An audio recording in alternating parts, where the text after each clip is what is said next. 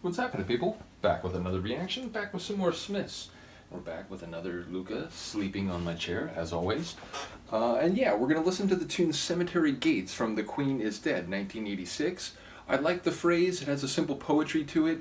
It speaks of a point of transition, both like spatially, physically between the living and the dead, as well as potentially a metaphor for one's progression through your life until your death. So the idea of it being a transitional point, both let's say physically and metaphysically, seems like a very poetic usage of the phrase. Now, obviously, it could be more about like a visual scene setting, the idea of passing by a certain place regularly, whether to work or to school, whatever, and seeing the cemetery gates and thinking about mortality and thinking about mortality and thinking about one's own eventual demise. I feel like you could go a few different ways, but yeah, like I said, it makes me think about a point of actual transition, whether you view that more terrestrially or more metaphysically or preternaturally. So let's get it. This is the Smiths. The tune is Cemetery Gates, and it's from the 1986 album The Queen is Dead.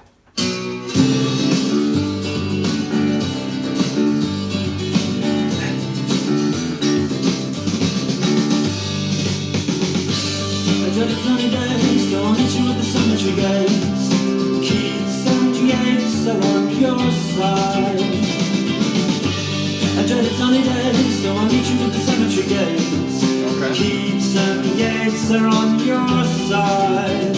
Wild is on mine. Like a meeting place, but also your side. So I go inside and they do the stones. All those people, all those lives, where are they now? With love and hate and passions just like mine. They were born and then they lived and then they died. Seems so unfair, I want to cry. You say our throats is undone, salutation to the dawn, and you claim these words as your own. But I've read well and I've heard them said 100 times, maybe less, maybe more. If you must write pros and cons, the words you should be your own. Don't plagiarize or take on loan. But there's always someone somewhere with a big nose who knows and trips you up and laughs when you fall. A big nose who knows? Will trip you up and laugh when you fall.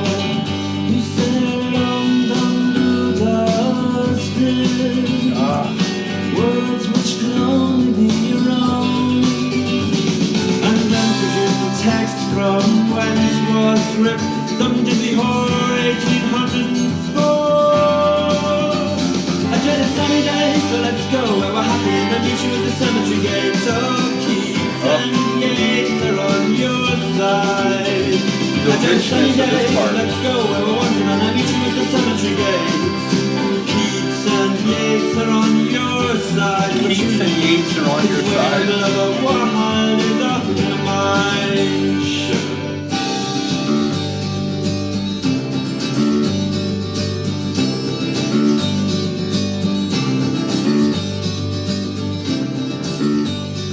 Again, the production, especially in that last minute or so, I feel like is indicative of what I meant when I've been saying that the production of this album feels like it's just on another level.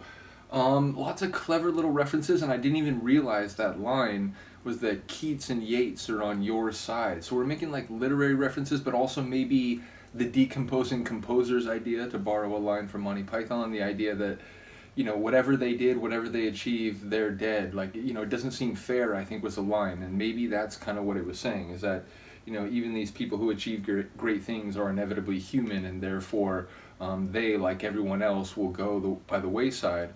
Which immediately makes me think of the poem, which I think there's two different versions of it. It's like Shelley and somebody else, and maybe the other guy's version, which I think it was like a competition, is maybe even more famous. But by Ozymandias, or it's the poem Ozymandias, and the idea that you make this monument. Here stands Ozymandias, king of kings, whatever. Well, he, like everyone else, is going to die, and then that monument will weather and erode, and ultimately it'll just be this sort of, non-distinct ruin in the middle of nowhere. So it feels like there's maybe a bit of that going on, the idea that even these great authors and people who have such an impact on society and culture and so on, nevertheless will die like everybody else. So again, got to listen to it some more, see if there's some layers there I'm missing. Surely there are.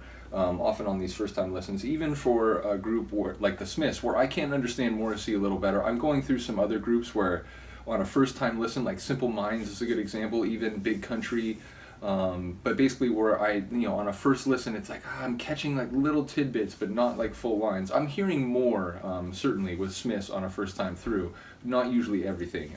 But yeah, do let me know what you think of this one. A cool tune. I do note it was like a little bit short. I have a very sleepy cat on my lap, but let's check. Yeah, under 3 minutes, so definitely a shorter one, which, I don't mind. I like a little variety. A lot of their songs will have like long 2 or 3 minute kind of instrumental heavy, if not, fully instrumental, maybe some Morrissey like vocal flares, but they do have kind of like longer outros. This one felt like a bit more, concise and tidy, so I do like a bit of balance when it comes to song length over the course of an album. I do apologize, Luca, but I am going to have to pick you up.